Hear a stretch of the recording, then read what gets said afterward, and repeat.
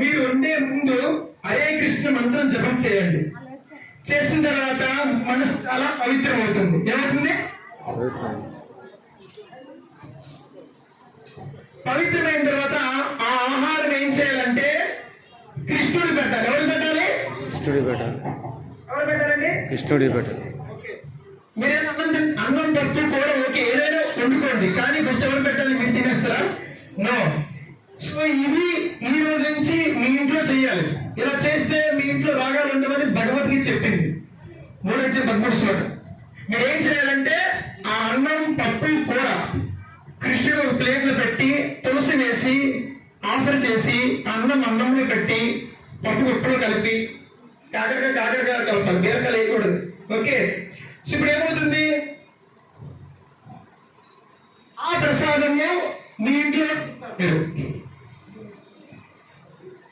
ఆ ప్రసాదం ఎవరికి ఇవ్వాలి? మీ భర్తకి ఇవ్వాలి. మీ భర్తకి ఎన్ని చెడు అలవాట్లు మారిపోతాడు. చెప్పలేదండి. మీ భర్తకి ఎన్ని చెడు అలవాట్లు అన్ని అలవాట్లు కూడా మారిపోతారు. మంచి భర్త అవుతారు, మీకు సపోర్ట్ చేస్తారు. భర్తను ఎలా మార్చాలి? భగవద్గీత ఏం చెప్పింది? ప్రసాదస్త్రం. ఏంటి? ఎవరికైనా తెలిసి లాజిక్? ఒక భార్య పెళ్లి చేసుకుంది 10 సంవత్సరాలు. ఏమండి మారు అంటే ఆయన మారమంటే నేను మారుతుంది అనమాట. మారు అంటే ఏం చేస్తాడు? మారట్లే. అలాగే పెళ్లి 50 సంవత్సరాలు అయింది, భర్త మారట్లే. 80 అయింది, మారమన్నా మారట్లే. 100 అయిపోయింది, భర్త పోయాడు. ఆమె జీవితంతో మారున్నారు కానీ భర్త మారలే. సో భర్త ఎలా మార్చుకోవాలి మీకు తెలియదు. పెళ్లి చేసుకోండి అంతే. పెళ్లి చేసుకోవడం గొప్ప కాదు, మీ భర్తను బాగా చూసుకోవడం గొప్ప కదా.